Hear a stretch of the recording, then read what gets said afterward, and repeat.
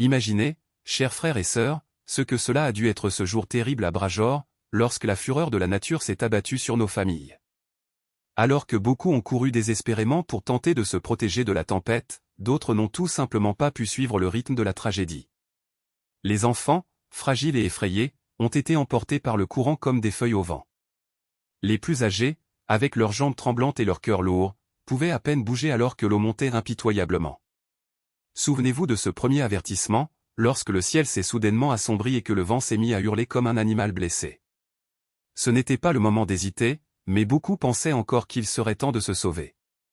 Lorsqu'ils ont réalisé à quel point la situation était grave, il était déjà trop tard. Des pluies torrentielles et des vents violents arrachaient les toits comme s'ils étaient en papier, tandis que les eaux envahissaient les maisons, emportant tout sur leur passage. C'était comme si le ciel lui-même s'était ouvert pour punir la terre. Dans ce moment de désespoir, qui aurait pu imaginer que le pire était à venir? Le vent ne s'est pas calmé, la pluie n'a pas cessé et la peur a envahi tout le monde. Les gens couraient d'un côté à l'autre pour tenter de trouver un refuge, mais la nature était impitoyable. C'était comme si une force invisible était déterminée à tout détruire sur son passage. Et qu'en est-il de ceux qui, même face à un danger imminent, tentent d'aider les autres? Combien ont risqué leur vie pour sauver un voisin, un ami, un étranger? Mais malheureusement, tout le monde n'a pas réussi à s'échapper. Beaucoup ont été emportés par le courant, ne laissant derrière eux que des souvenirs et la douleur de la perte. Pensez maintenant à ceux qui sont partis en Arabie Saoudite à la recherche d'une vie meilleure. Combien rêvaient de bâtir un avenir sûr pour leur famille? Mais ce jour fatidique, le destin leur a porté un coup cruel. La tempête n'a pas choisi ses victimes, elle a simplement détruit tout ce qu'elle rencontrait. Et nous, qui regardions tout cela de loin?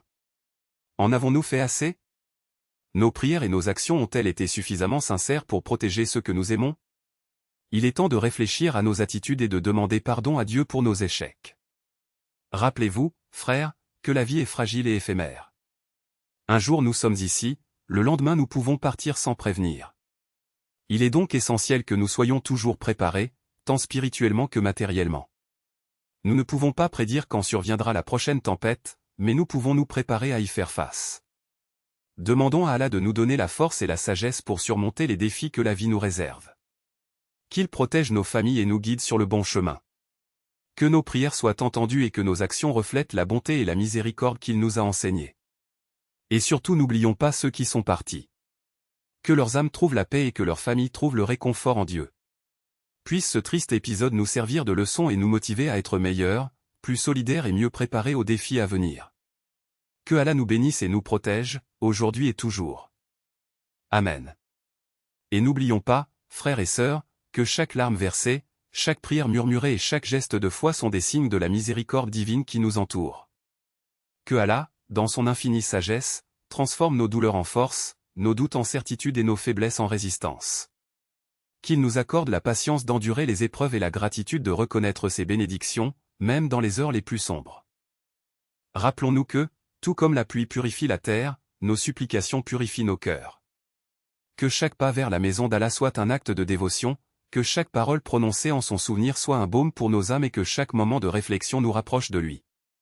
Que les murs sacrés de la mosquée Al-Haram fassent écho à nos prières et que le tawaf autour de la Kaaba nous unisse d'une seule voix, appelant au pardon, à la protection et à la paix. Et quand la nuit tombe, que nos maisons deviennent de petits sanctuaires, où la lumière de la foi dissipe les ténèbres de l'incertitude. Que nos familles se réunissent dans la prière, que nos cœurs soient remplis d'espoir et que nos mains se tendent pour aider ceux qui en ont le plus besoin. Car c'est dans l'union que nous trouvons la force, et c'est dans la foi que nous trouvons la vraie liberté. Que Allah nous protège de tout mal, nous accorde la sagesse pour discerner le bien du mal et nous donne le courage de suivre le chemin de la droiture. Qu'il accepte nos bonnes actions, pardonne nos erreurs et nous conduise au paradis, où la paix éternelle nous attend. Que nos vies soient un témoignage de ta grandeur, et que nos morts ne soient que le début d'un voyage vers ta présence. Que les bénédictions d'Allah soient sur nous, sur nos proches et sur toute l'humanité. Qu'il nous protège, nous éclaire et nous unisse dans la fraternité, aujourd'hui et pour toujours.